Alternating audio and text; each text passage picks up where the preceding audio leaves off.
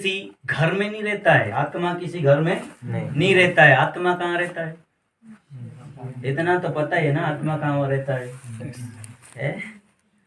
Hallelujah. इस दुनिया को बाइबल कहती है, संसार को शैतान, जिसको हम भूत कह सकते हैं, जिसको हम दुष्ट कह सकते हैं, जिसको आप अपनी भाषा में जो कह सकते हैं, उसने इस संसार के लोगों के, मनुष्य की अकल को अंधा करके रखा है। इसलिए शास्त्रों में क्लियर लिखा है, फिर भी लोग है ना ईश्वर को कहाँ खोजते?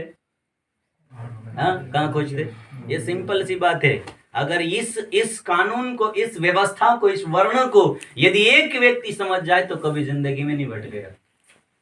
आज प्रभु के पीछे चलने वाले लोगों का एक ही मकसद है और एक ही उद्देश्य, इसलिए वो अच्छा जीवन जीते हैं क्योंकि वो समझ गए हैं कि ईश्वर कहाँ वास करता है। और आज दुनिया जिस ईश्वर की खोज कर रहे हैं ना, उनको खुद को पता नहीं कि ईश्वर कहाँ वास करता है।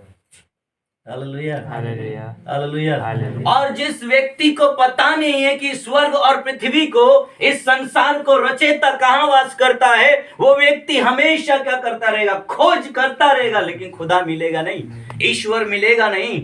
ईश्वर को खोजने के लिए, ईश्वर को पाने के लिए, ढूंढने के लिए एक व्यक्ति को अपनी जिंदगी से शुरू करना पड़ेगा। खुद से क्या करना पड़ेगा?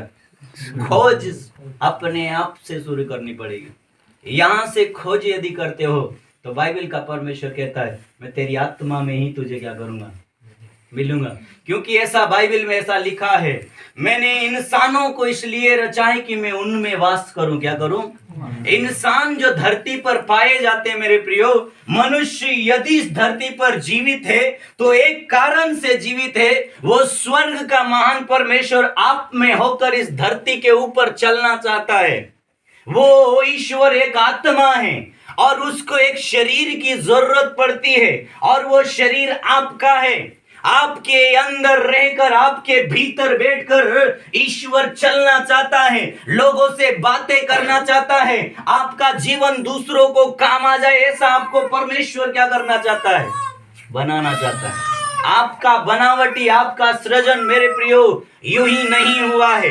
एक इंसानी शरीर में आप और मैं इस धरती पर आए हैं तो आपका और मेरा कुछ लक्ष्य है, कुछ कर्तव्य है। उस कर्तव्य को परमेश्वर आप में रहकर पूरा करना चाहते हैं। इसलिए ये मन जो है वो परमेश्वर का क्या है? घर है। क्या है? घर है। और इस घर के विषय में यीशु ने कहा है, क्या तुम नहीं जानते हो कि मैं तुम्हारी जो